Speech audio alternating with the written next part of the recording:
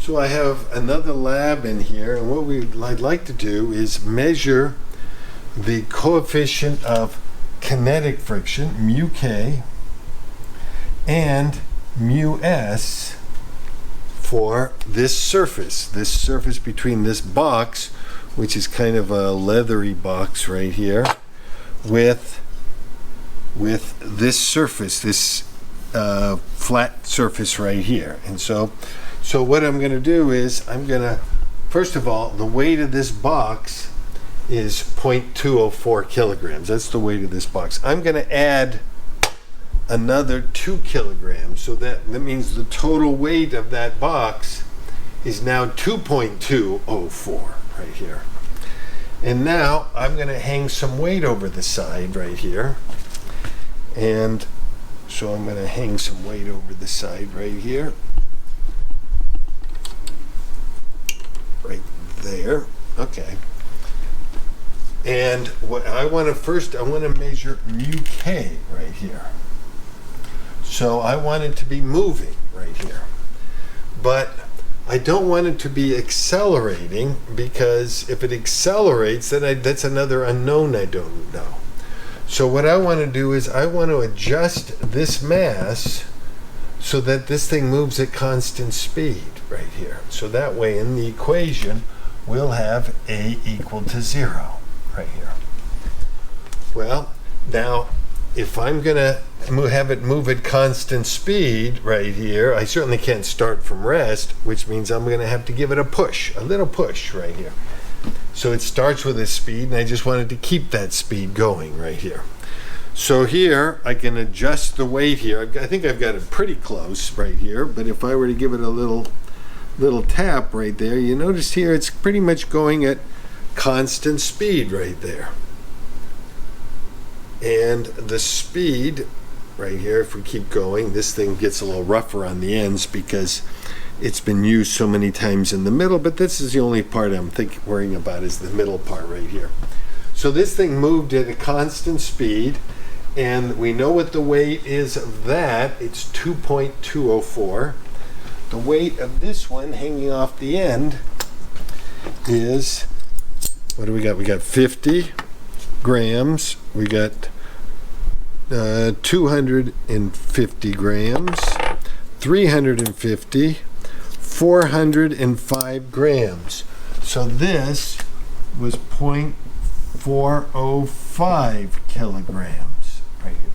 So we know what that mass is, we know what that mass is, and we also know the acceleration was 0. It was just moving at constant speed. That should be enough. You should be able to calculate mu k. Go ahead and calculate. That'll be the first part of the lab right there. Go through this picture, write out the sum of the forces and everything. Okay. The next thing I want to do is I want to measure mu s right here. Okay, so now I've replaced the 2 kilogram with just a 1 kilogram. So now it's just 1.205 in here. And now I want to keep adding weight over to this side until friction can be overcome, the static friction right here. And then we'll measure the mass when that occurs right here. So now we're still looking at the case where A is 0, but I'm going to keep applying more and more weight here until the friction equals mu Sn, and that's when it's going to take off, when it's just a little bit more than that. So I think I'm pretty close now. So let me add a little weight here.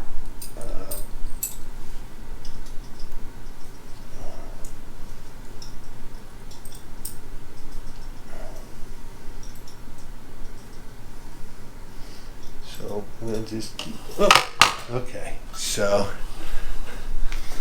the weight of this one right here, when that took off, was, there's 200, 300, 350, 400 with the holder. Remember, the holder's 400.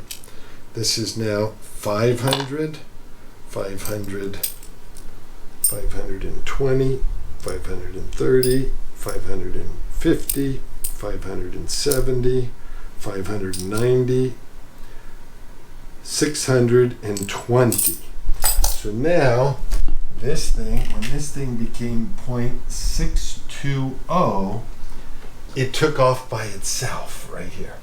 And so just from that information, remember when this was 0.620, this one was 1.204.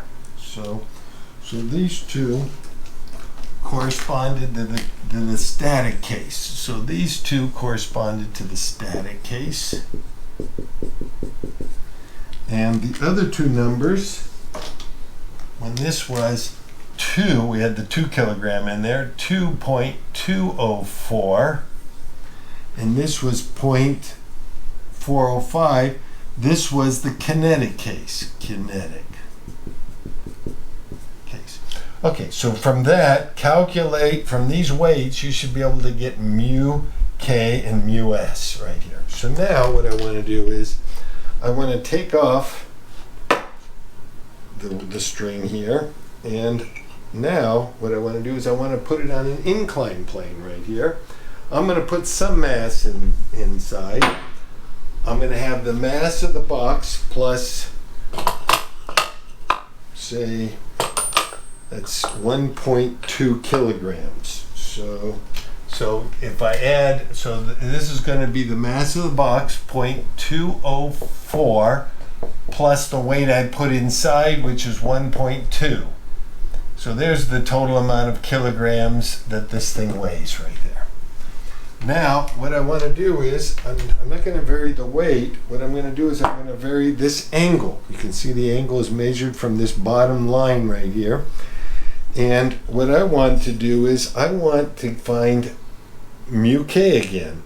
So I'm going to lift that up and determine the angle that this has to be so that when I give it a push, it moves at a nice constant speed right here. So you notice when I set it right there and give it a push, it doesn't, it stops right there. So I need to go up a little bit further, and if I give it a little tap, it's pretty close right there. Up a little bit more. Well, let me bring it back here. That looks pretty good right there. And so if we look at that angle, again, let me lower it a little bit right there.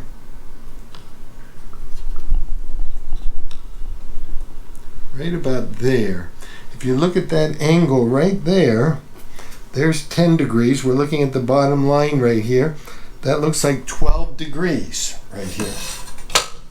So when this right here was 12 degrees, right there, this thing moved down at a nice constant speed. Okay, so we can, again, the acceleration is 0, and we can calculate mu k. Hopefully the mu k there is similar to the mu k over here. It's pretty close to, it should be pretty close to the same right there. The other case I want to do is I want to find the static friction right here. And so what I'll do is I'll just lift this thing up until it goes all by itself right here. Now I got to be calm. If I go too fast or something, you notice if I go up fast, I'm affecting the normal, and the normal affects the friction. So I gotta go up at a nice uniform rate, pretty slow right there.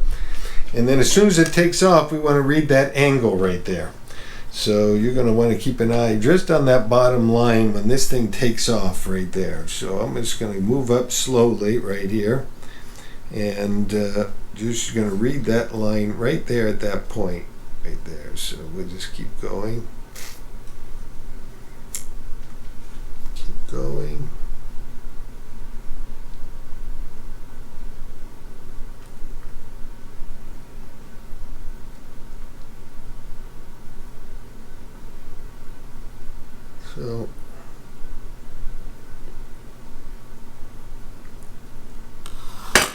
So you could see the angle right there when that thing took off. That was the angle when you were right on the verge of slipping right there. I don't know what you probably saw when it looked like it was closer to, I don't know, I saw something close to 25.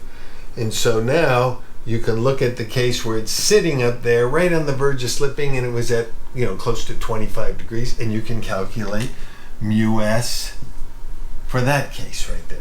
So we had two ways of calculating mu k and two ways of calculating mu s. So that's what this lab is. Just plug in and calculate the mu k here and the mu k there and the mu s and the mu s. See if they're close to each other. Okay.